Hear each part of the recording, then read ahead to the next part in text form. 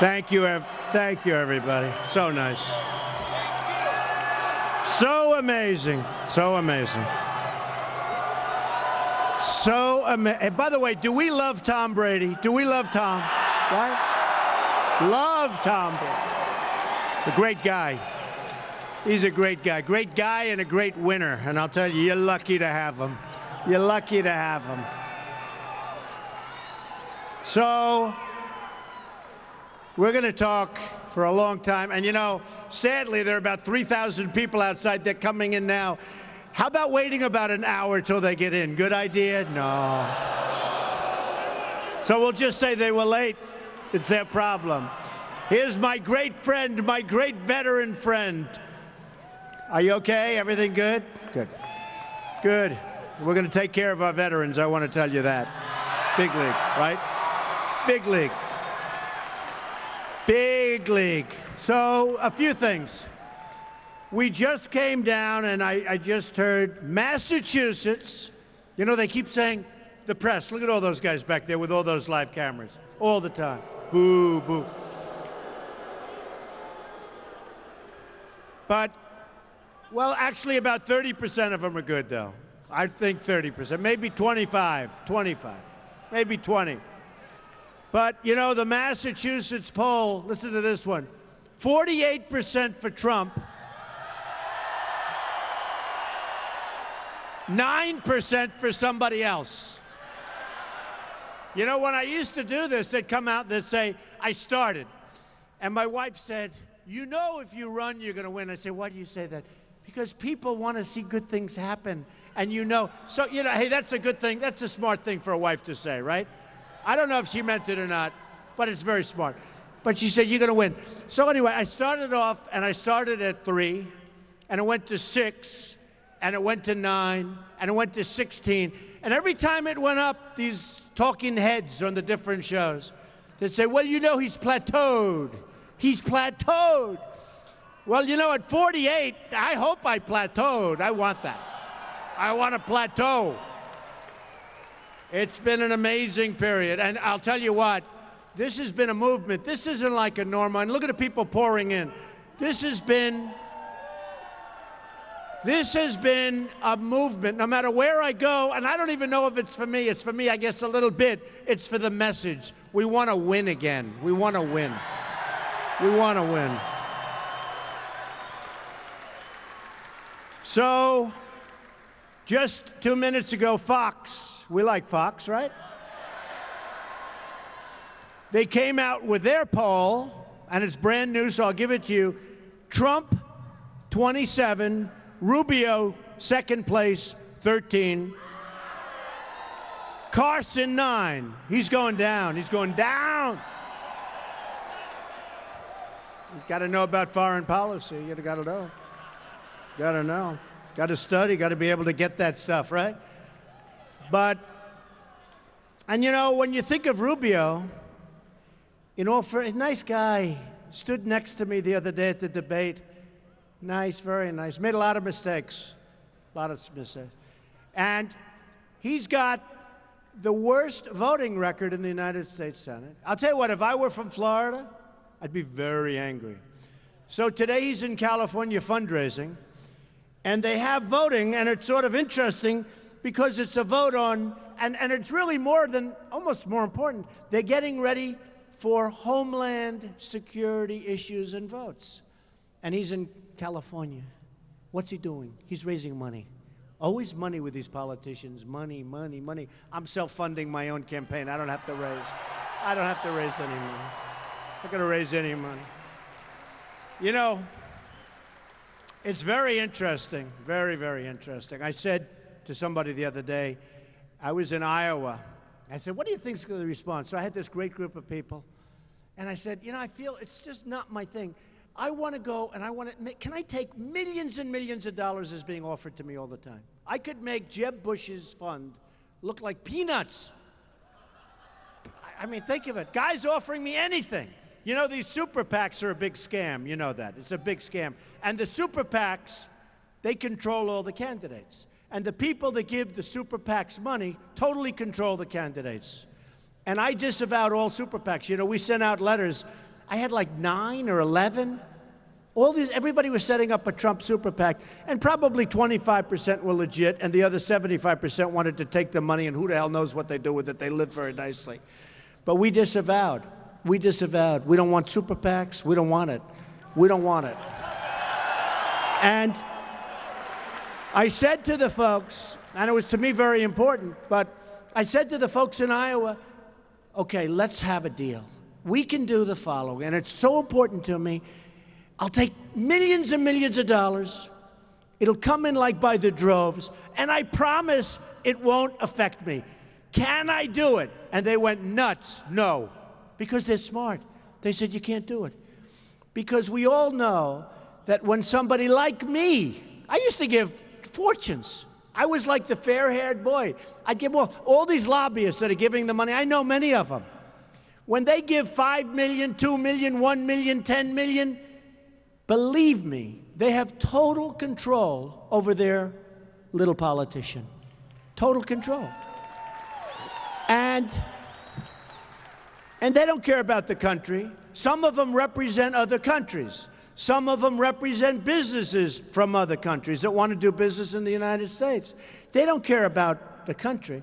They want to get their client the right vote. So you have special interests, you have lobbyists, you have donors. They have total control over these people that are running for office, and nobody knows it better than me, because I've been there. And, you know, it's sort of funny. I've been there.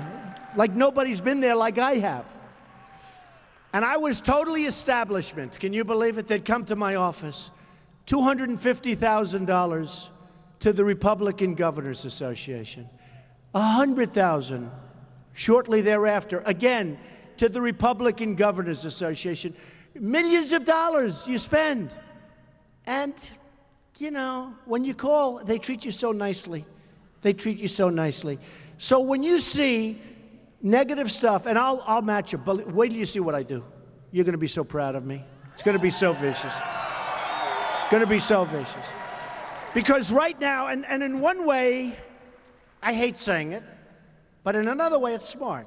So far, I've spent less money than anybody else, and I have the best result. Right?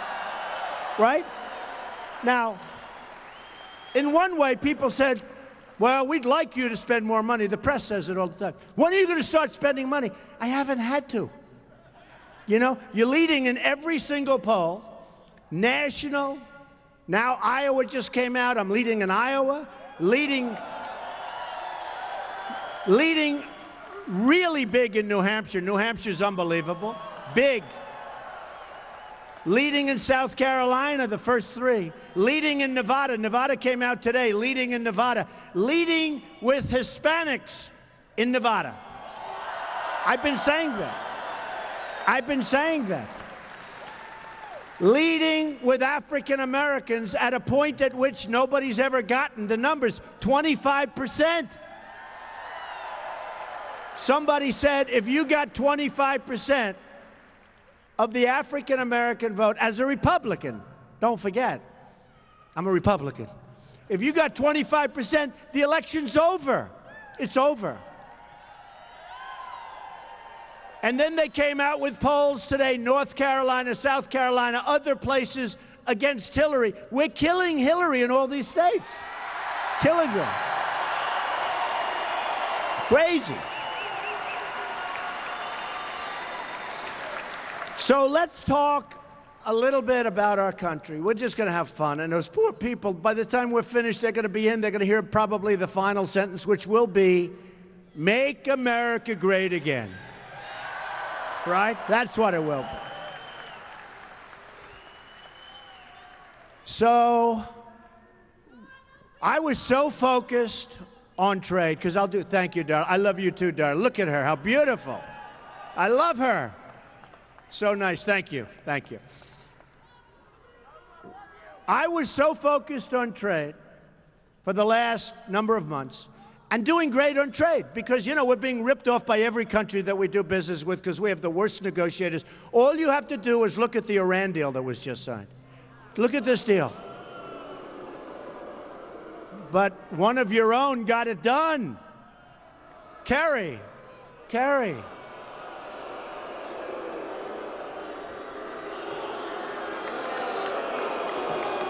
He did not read The Art of the Deal, I can tell you.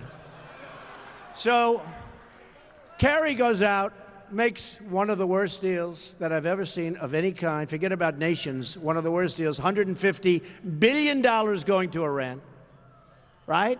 How about the self-policing aspect? Is that good? They're going to self-police. The other form of policing is 24 days, which takes a long time before you even get there. So they have like an infinite number of days before you can inspect. And what about our prisoners? We have 4 prisoners, $150 billion, and we don't get our prisoners back. And they didn't want to do it. Think of it. They didn't want to do it because they said, we don't want to complicate the negotiation. Can you believe this? And all you had to do is say at the beginning, which, by the way, this thing has taken forever. You say at the beginning, we want our prisoners back before we start. We want them back. You don't need them. We want them.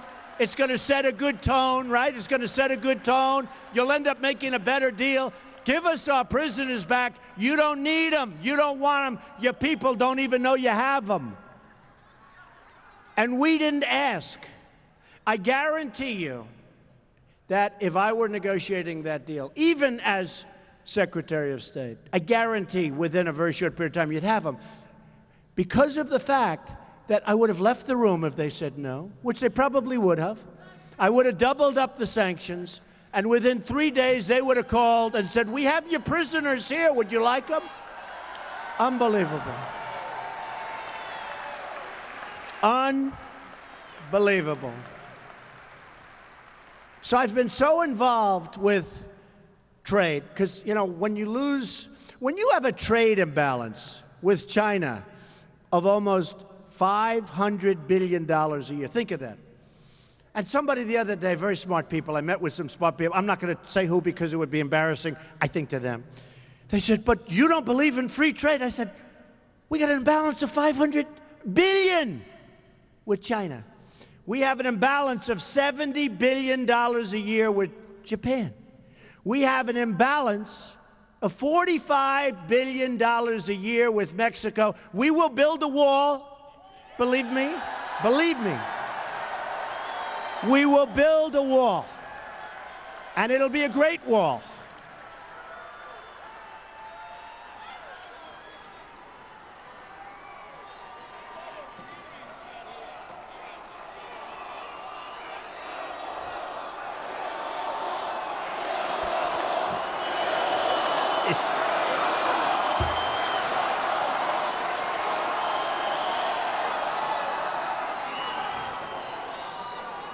You know, I've been talking about the wall for a long time. We're going to build it. It's going to be really a real wall. It's going to be a wall that's going to be way up there. Wow. It's going to be strong. It's going to be powerful. It's going to look good. As good as a wall can look. And it's going to be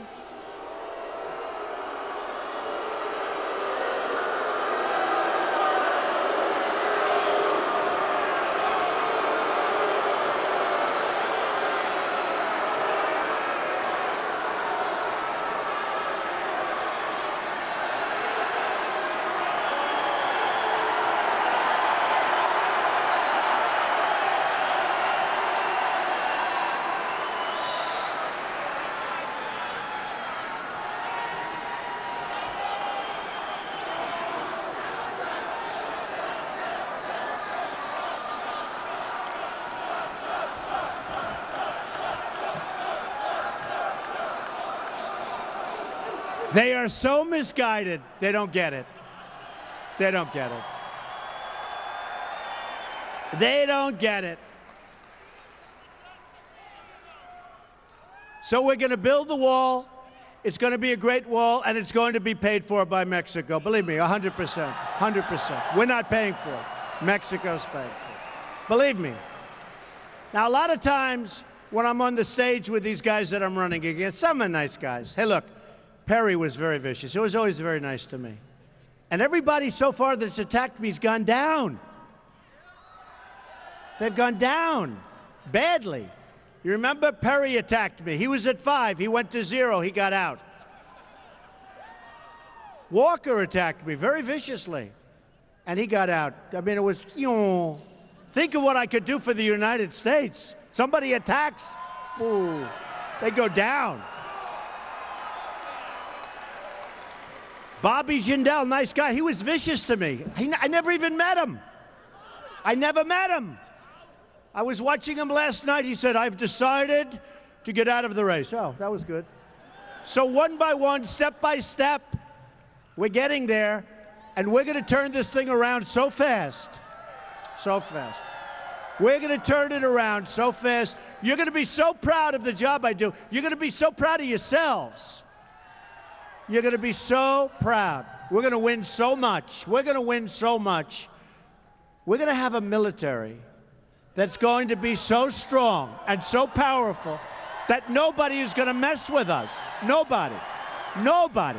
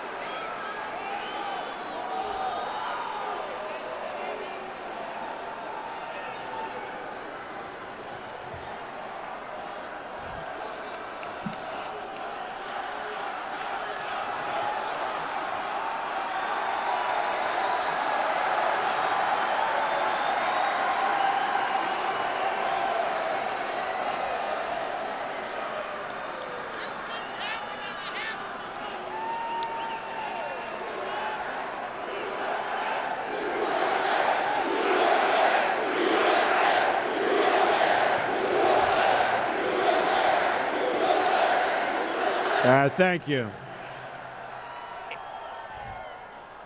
Isn't a Trump rally much more exciting than these other guys?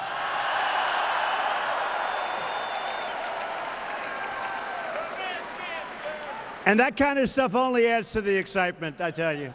It's just incredible. You know, what's happening, though, no matter where I go, I mean, it's incredible. We went the other night. No matter where we go, who, what? Oh, you can't hear? Get over here. That's terrible. That's terrible. You have lousy seats up there. You have a lousy location. In real estate, he'd go bust. Good guy, though. No, he's fine. He's good. He's good. He just can't hear. He just can't hear. Are you okay? Okay. I understand. So, and they're still coming in over there, so it's a little bit of a problem. So, all over the country, this is what's happening. This is unique, you think. But we go to Mobile, Alabama, we have 35,000 people.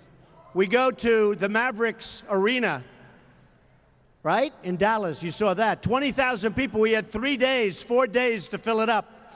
It filled up almost like in the first day.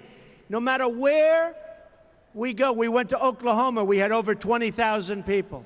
Every place in New Hampshire is packed, you know that, where we have extra rooms set aside. It's absolutely, it's so beautiful to see. And what it is it's love in the room. It's like love. Now we'll have a couple of people that don't have so much love, that's okay. But it's love, I'll tell you truthfully, it's love in the room. So here's what we're doing. I've been talking very, very much and very strongly about trade. When I announced, it took a lot of courage to announce. I mean, you know, I've always read where if you're a very successful person, you can't run for president. You just can't. I've always heard that. because you get treated very badly and very unfairly, and I understand that. So we get people that aren't successful running for president. That's not good. Because that's not the mentality we need to get rid of our debt. It's not the mentality we need to make great trade deals. It's not the mentality we need. So who the hell knows what's going to happen? But, I mean, whatever it is, I'm so proud of the fact that I've done it, because it has. You remember the famous escalator scene where I come down, Melania waving very gently. I'm waving like a madman. And the press was down there. And I announced that I'm going to run in New York City at Trump Tower. I announced that I'm running for president. And in there, I talked about illegal immigration, that it's a tremendous problem in this country. And did I get hit so hard by the press? And you wouldn't even be talking about immigration and illegal immigration, I believe, if I didn't bring it up. It wouldn't be a big subject. It would not be a big subject. And it turned out to be the biggest subject. And then you have in San Francisco, beautiful Kate gets shot in the back by an illegal immigrant who's crossed the border at least 5 times and probably many more times. You have Jamil, a wonderful young man, going to college on a football scholarship already, and he gets shot in the face by a guy that just walked up to him and shot him in the face in front of his home. His father's a friend of mine. He said his life is over. His son, the apple of his eye, the most beautiful young guy, and he's dead, viciously killed, for no reason.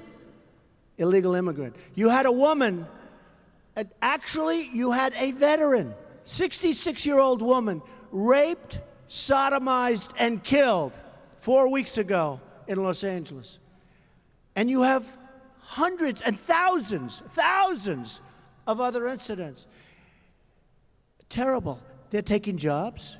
But more importantly, I want people to come into the country, but they have to come in legally. They have to come in through the system. They have to come in through the system.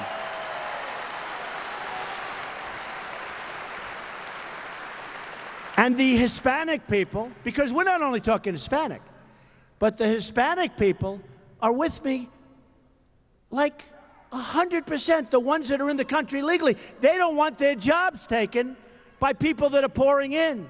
And Obama, we just had...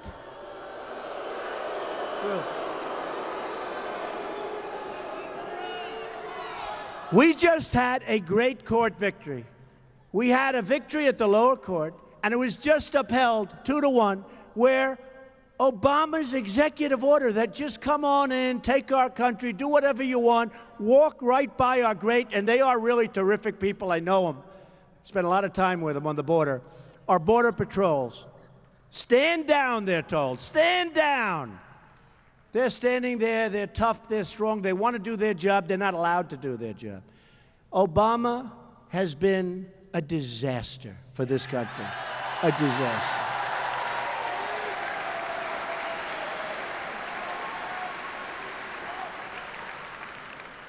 And unless we get going, and unless we get smart, we're not going to have a country. You need borders to have a country. Now what's happened, you need borders. You need borders.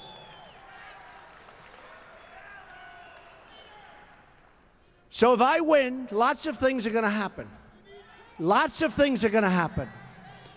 Number one, with immigration, you know, we have gangs in Los Angeles and Chicago and other places where they're all illegal immigrants. These are tough dudes. They are gone before I even start the wall. They are gone. They're out of here. They're out of here. They're out of here.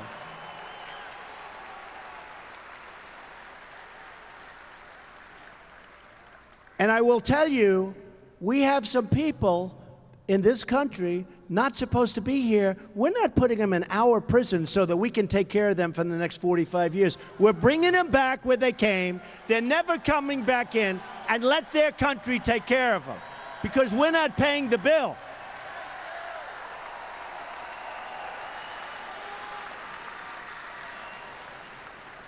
So this all blends now in, because that's been one of my big points. I think trade maybe is my biggest point, because I'm so tired of seeing our country lose the jobs, lose the money, lose the base, lose everything. But right now, because of what's happening and because of what happened in Paris, I mean, think of this. Think of this. Nobody wants to say it. I'm the only one that says it.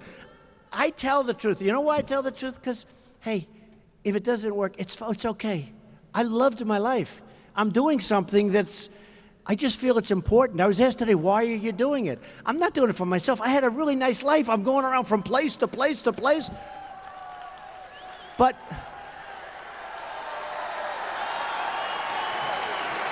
thank you. I'm doing it because, first of all, we don't have much time left. But second of all, I honestly believe we can make our country greater than it's ever been. I really believe that. With common sense and intelligence, we can be greater than it's ever been. So what's happened on immigration is it's all blending in now with the migration. The migration is a catastrophe. And you have hundreds and thousands, you have people want to pour into all of these countries. Merkel, you have to see what's happening in Germany. They're having riots in Germany. What the hell is she thinking? What's she thinking? They're having tremendous crime where they didn't have any. They're having villages overrun. But listen, this could be the great Trojan horse of all time. Because you look at the migration, study it, look at it. Now they'll start infiltrating with women and children. But you look at that migration, and I'm looking at it, and I'm the first one to bring it up.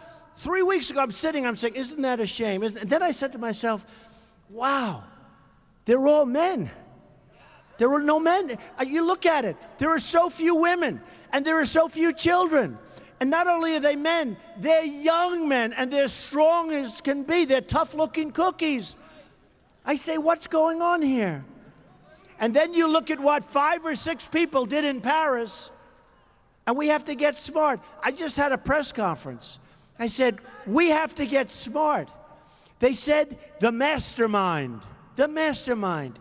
He's scum. He's not mastermind. He's scum. He's scum.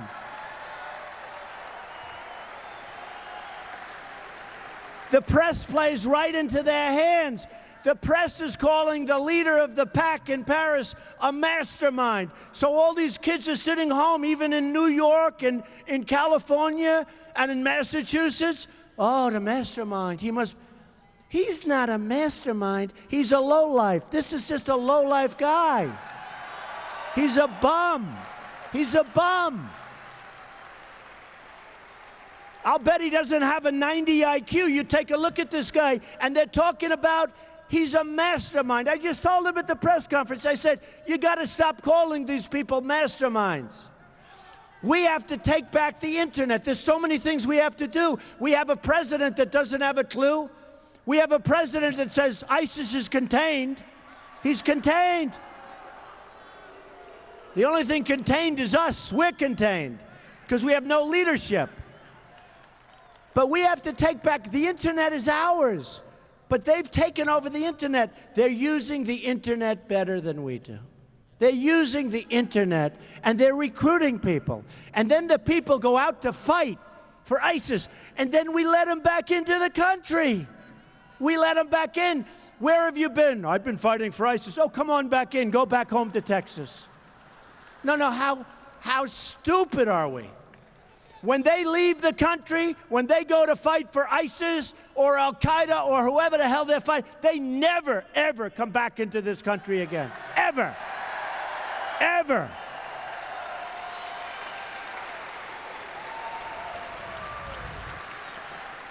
But we've got to take back the internet because they are taking people, they're literally brainwashing people. They're brainwashing our youth, and they're getting it to say like, oh, this is what they want to do. We can't let that happen. We have innocent youth, and they're misguided, and they're brought along. But then they hear the press talking about these people like Robin Hood. We can't allow the press to do that. We can't allow it to happen. We have to take back our country. We have to take back our intelligence. We have to take back the internet. We can't let this happen.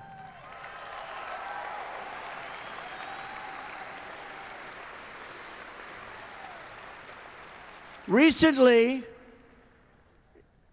Jeb Bush.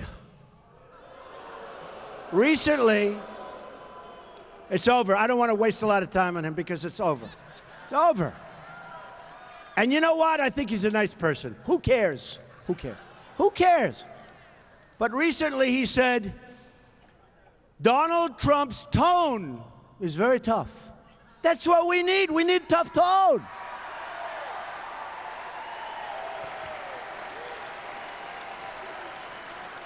And I say it, we have people in the Middle East and all over having their heads cut off. James Foley, who I think was an amazing guy, I got to know his parents. They're incredible people. Their son's head was cut off. That was the beginning. They're chopping off heads. You're a Christian, they chop off your head. They chop off heads of everybody. They drown them in cages. We haven't had anything. This has never happened. Maybe the Middle Ages. Maybe medieval times. You used to read about it. You know, you used to read about medieval times. There's never been anything like this. I said, don't go into Iraq. I was right. I said, now we got to go and we got to knock the shit out of these people. We got to do it. We've got to do it.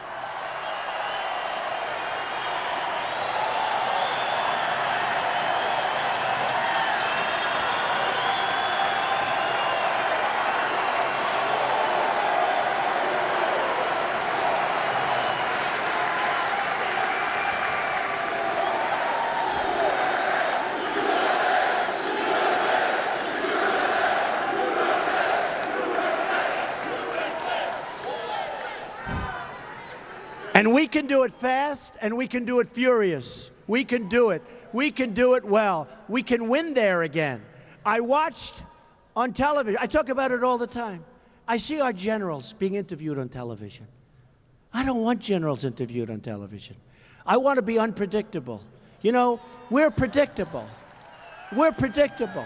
I want to be unpredictable. You know, all the polls say I'd be the best at the military. I'd be the best at foreign policy.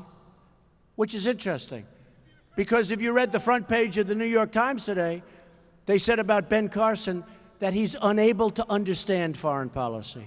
You know, his people actually said this, that he is unable to comprehend or understand foreign policy. It was a devastating, so it's all over the place. And if you watched over the weekend, you would understand exactly what they're talking about, because it was devastating when you watched the interview. But he's unable to comprehend foreign policy. We can't do this. I think he's a nice guy, probably. Who knows? I don't care. I don't care. We need somebody that's sharp and tough and smart and can figure it out fast. Fast. I mean, we're playing games. We're playing games. The problem we have is we're playing games. We don't have the luxury of going through what we've gone through for the last 7 years with this guy. This guy was not suited to be president of the United States. He wasn't.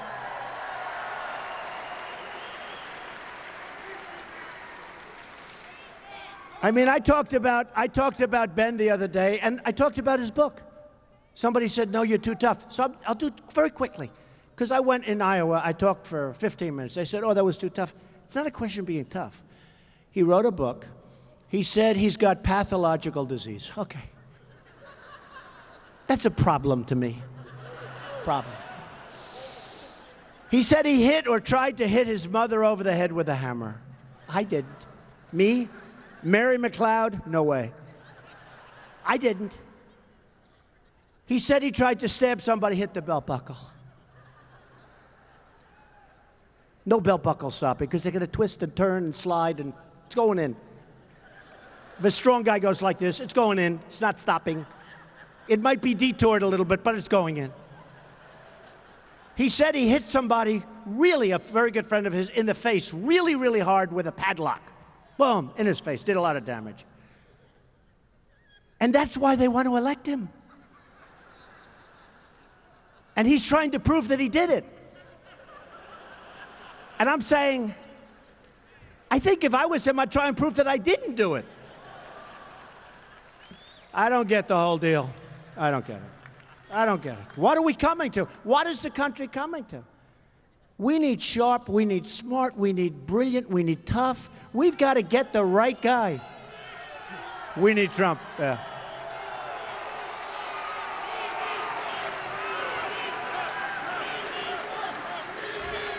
Thank you.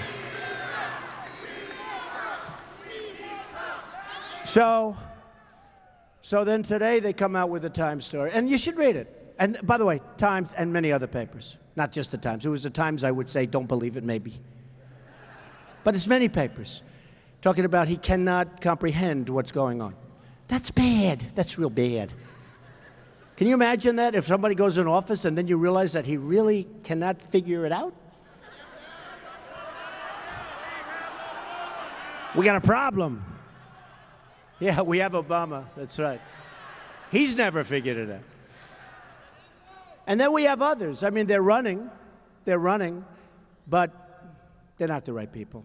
They're not the right people. You know, I've made a tremendous amount of money. I've built a great company. Remember when they said, he'll never run? Then I ran. Then they said, he'll never file Form A. That's basically a one-page, but basically you're signing your life away. I signed it. They're going like, oh. Then they said, oh, well, he'll never file his financials because you're given all these, you could file forever. You could take forever. You get all these delays and everything. They said, he'll ask for the longest delay. Well, I have the longest, biggest financial statement ever filed in the history of the federal elections, and I filed it ahead of schedule. No, it's true. You're given 30 days to file, and then you're giving many extensions, and everybody said, oh, he'll just keep extending, and then he'll drop out, because maybe he's not as rich as people thought. Well, I filed it, and it turned out I'm much richer, right? You see, much richer. And I don't do that, you know what, much richer. Oh, the press was devastated. They couldn't believe the numbers. They couldn't believe it. Longest statement, I think it was 98 pages, almost 100 pages, whereas a politician, it's like one page.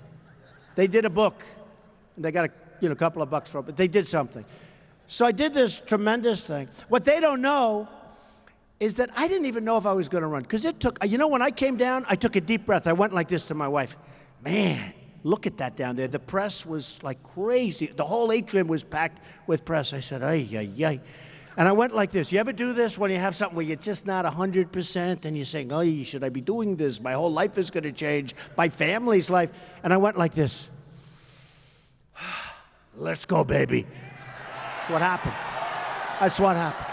And we went down that famous escalator. We went down that escalator, and here we are. Here we are.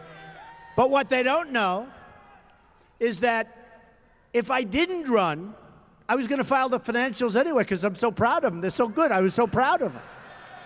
So it shows an unbelievable company, unbelievable assets, the most iconic Doral, buildings in Manhattan, 40 Wall Street, 5th Avenue, 6th Avenue, all over the place. The Bank of America building, a big chunk in San Francisco, one of the great buildings of the world. Many, many things. Land all over the place, on the Potomac River, on the Pacific Ocean.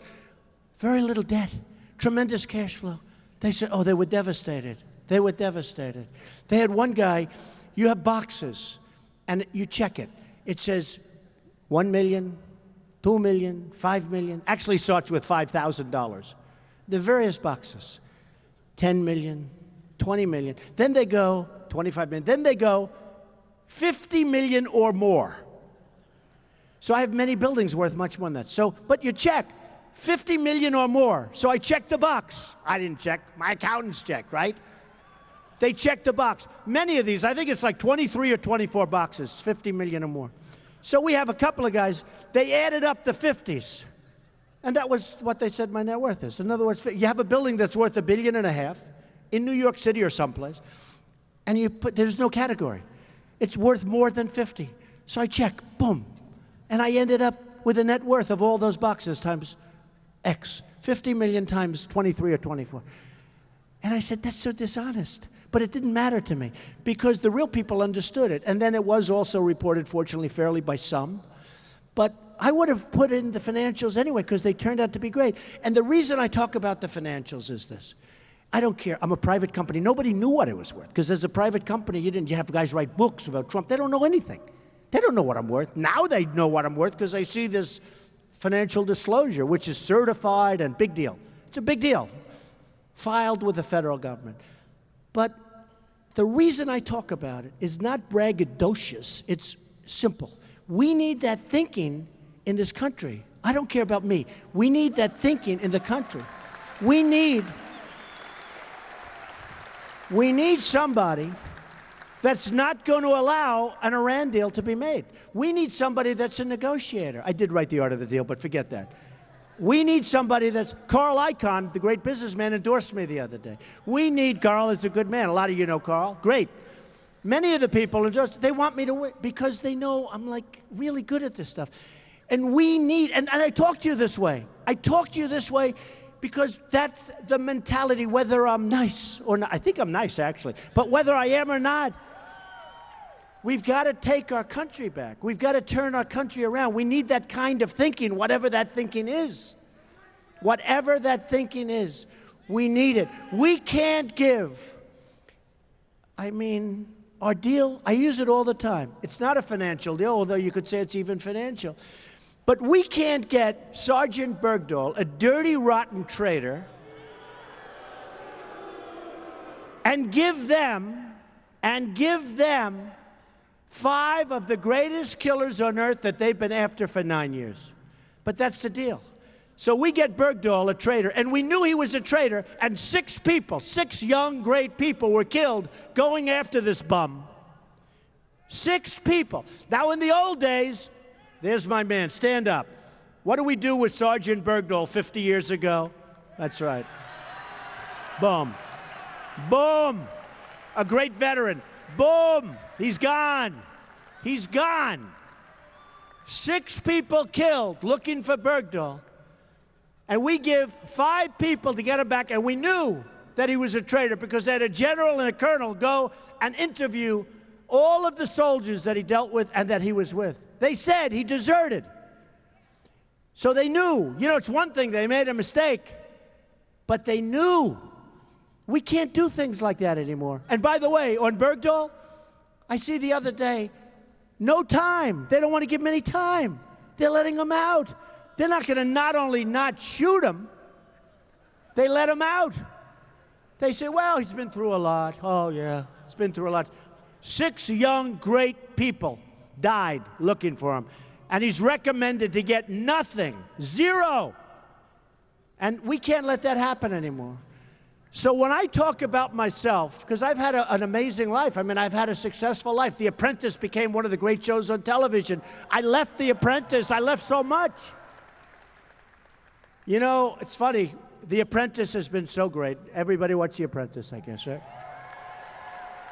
So NBC calls Steve Burke, the head of Comcast, who's a great guy, came up to my office. Please, Donald, do it again, please do it. I say, Steve, I want to run. I want to run. Top people at NBC, top people at Comcast, great people. And Steve is a fantastic guy. And he came, he said, please do it again.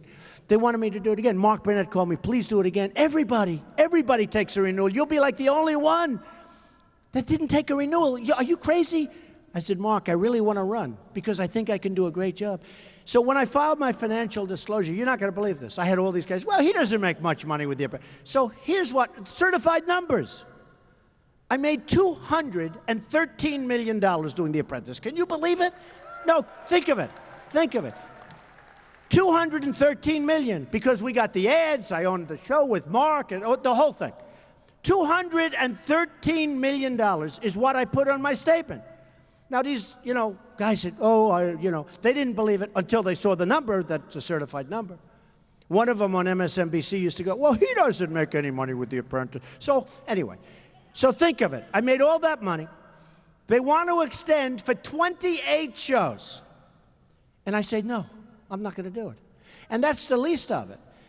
So I give up a lot. These guys, these politicians don't give up anything. They run, they lose, they win, they run, they keep running. That's all they do. They run, they talk. They're nothing. They're nothing. They can't do anything for you. They can't bring us to the promised land. They can't do it. It's not in their genes. I talk about corporate inversions. Companies are leaving our country. They used to leave New York for Florida. They used to leave Massachusetts, actually. They used to leave, I hate to say, they used to leave for Mexico. They did. That was pretty stupid, I will say. But we wouldn't let that stuff happen. We wouldn't let it happen. But they used to leave. Plenty left New Hampshire, plenty left, as you know, from Mexico, plenty left Massachusetts. But now, companies are going to leave our country with thousands and thousands of jobs left behind and abandoned because of our tax code, because of the complexity. There's $2.5 trillion offshore outside of this country. They can't get their money back because of the complexity of the code and because of the amount they have to pay. They're leaving it, and they're going to go to the money, and they're going to leave all the jobs, and they're going to get lower taxes. We can't let this happen.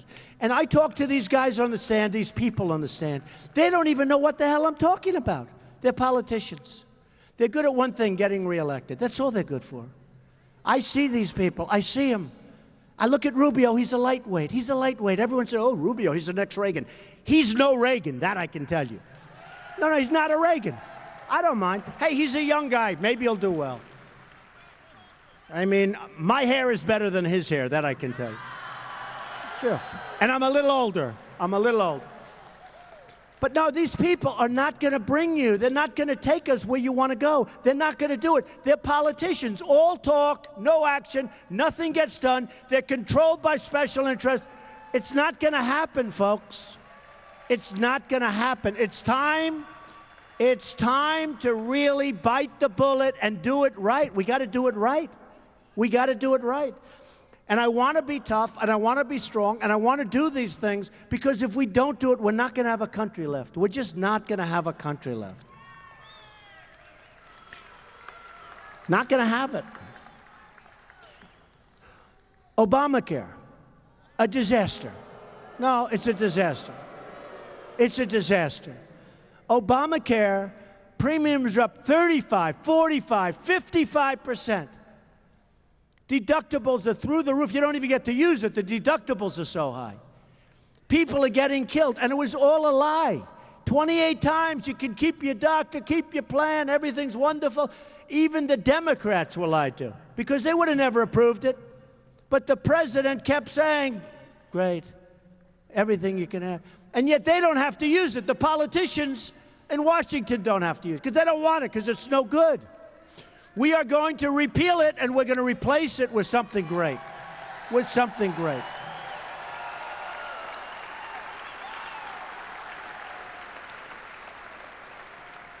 So sad.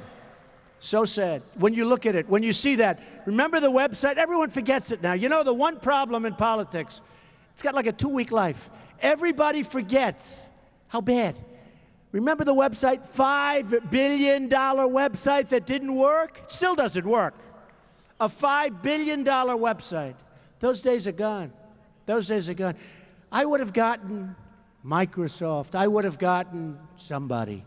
I would have gotten Yahoo. I would have gotten I could have gotten 10 different companies that are the best in the world. They would have done it for nothing. They would have been so honored to do it. We spend hundreds and hundreds and hundreds of millions of dollars doing a website that doesn't work. And everybody now forgets it. Obamacare has to be repealed. You know, in 2017, it's going to cost our country an absolute fortune. It's going to be useless as far as you're concerned. The deductibles will be so high, you're not going to be able to use it. And the cost is going to be prohibitive. So they're already saying they have to go back to Congress in 2017 to redo it, to change it. We're going to get rid of it. We're going to get something good. You know who made the money with Obamacare? Other than the fact that the people that designed the websites were very close to you know who, right? You know that. But you know who made the money with Obamacare? The insurance companies. They gave a tremendous amount of money to Obama. The insurance companies have made a fortune with Obamacare. Take a look at them. Take a look at these insurance companies. They're raking in billions of dollars with Obamacare, and nobody even knows it. So we're going to get rid of it. We're going to come up with a plan that's so good. There's so many ideas, so many plans, and it's going to be good. And you're going to have your doctor, and you're going to have your plan. You're going to have what you want. So the other day, I was watching it's actually the Democrat debate. You know, they call it the Democratic debate because it sounds better. It's not really it's called the Democrat debate. And I watched Hillary, who doesn't have the strength or the stamina to be president. I can tell you, doesn't have this. No, doesn't have it. She doesn't have the strength or the stamina. We need very strong right now. She's exhausted, folks. She's exhausted. In fact, I think if she pulls it off, I think her greatest achievement ever will be getting out of the email scandal. I think that'll be her greatest achievement. And I think she will do it because I think she's being totally protected by the Democrats. They've destroyed General Petraeus. They put other people in jail for doing 5% of what she did. And I think that she's going to get a free pass. I think the Democrats are protecting her because they think you can't vote for Bernie. Did you hear that? The Paris attacks were caused by, did you hear this one? The Paris attacks were caused, according to Bernie Sanders, they were caused by global warming. And the other guy, he shouldn't even be on the stage. He was the mayor of Baltimore. He did a great job, okay? So we have issues. We have 93 million people out of the labor force. Think of it. When you hear 5.2%, forget it. When you add the real numbers, you probably have a 25% unemployment. And I'll tell you, this place is packed. People are still coming in. Oh, those poor people, they're gonna be so angry when I finish and they're still coming in. Ay, ay, ay. People, can you believe people are still coming in? Let's give them a hand. Give those people a hand. We love those people. They're going to say, how did Mr. Trump do tonight? How was the speech? They're going to say, I don't know, we never got in. So we have 93 million people out of the labor force. We have 50 million people in poverty. We have 43 million, and now it's actually going to be probably closer to 50 million people on food stamps. And I'll tell you what, if we had a real, hello,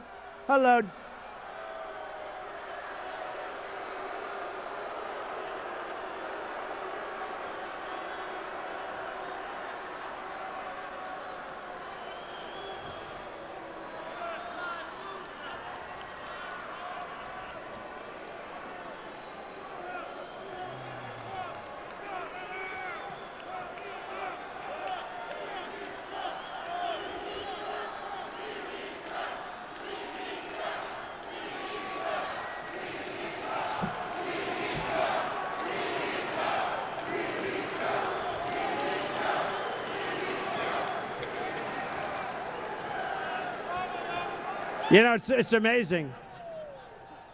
I mentioned food stamps, and that guy who's seriously overweight went crazy. He went crazy. Amazing.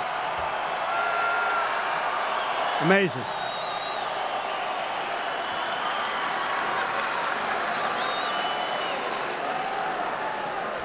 That's an amazing sight. You know the bad part? Here's the bad thing. So we had 3 little protests. Each person, I think it was one over there, one over here, one over there, right? So we had 3 people tonight. 3, right? 3 people. So we had 3 people, and the press will say, protests at Trump. We didn't have it. We have 12,000 people, and they're going to take 12,000 people still coming in, and they're going to take 3 people, these people, they're going to take 3 people and say, oh, the protests were unbelievable. Unbelievable. You know, it's like Saturday Night Live. Anybody see Saturday Night Live? Yeah. It was good. Well, I heard about the protests, and I said, oh, this is going to be tough. This is going to be tough. So I had sent one of my guys out, and I heard every newscast, there will be major protests tonight in front of NBC at Rockefeller Center. The protests will be unbelievable. I said, you know, we better go in through a side door. This is going to be rough tonight. This is going to be rough. So we looked, and there were like 20 people outside. I sent my guy. I said, go check it again. You must be wrong. Comes back. He said 21 people total. He found one. Then just before I went on, I said, go check it again. There was no, you know why? They went home to watch Saturday Night Live. Is it crazy? Crazy. But the press was reporting massive protests against Trump. It's really horrible. It's really, really horrible. Really dishonest. And honestly, you're talking about 3 people. 1, 2, 3, right? 3 people. They weren't even in a group, because who the hell wants to be with a guy like that to be in a group? Seriously. Who wants to be with him? Nobody. Nobody. Nobody will have him. Nobody. But, so tomorrow when you go home, or tonight when you watch your broadcast, you're going to hear about protests. You're going to hear that there were protesters outside. I didn't see any. I saw thousands of people trying to come in. Thousands. That line, I never saw. That line was 4 blocks long, 5 deep. But you're going to hear about protests. And just remember what I said. It's all a big lie. It's a big lie. It's a terrible, terrible lie. It's a terrible, terrible lie. So I just want to close by saying, very shortly, you're fired. I just want to close by saying, look, I've given up a lot to do this. I've given up a tremendous amount. I've given up a lot of deals and economics and shows and a lot of other things. But what I want to say is, we're going to win if I get elected. We're going to win on trade. We're going to win with ISIS, and boy, are we going to win with them, and we're going to do it fast. We're going to win with our military. We're going to take care of our veterans. We're going to take care of our veterans. We're going to do great with our health care. It's going to be the finest in the land, the finest. And I can only say this, you have to remember this night. You are going to have something special. We are going to bring back our country. I used to say the silent majority. It's not the silent majority. It used to be the silent majority. This is a very, very vocal majority. You have to keep it going. But we are going to have victory. We're going to have victories economically. We're going to have victories on trade. We're going to put our people back to work. We're not going to let other countries steal our jobs. It's not going to happen anymore. We're going to have great health care. The American dream is dead, but we're going to make it bigger and better and stronger than ever, ever, ever before.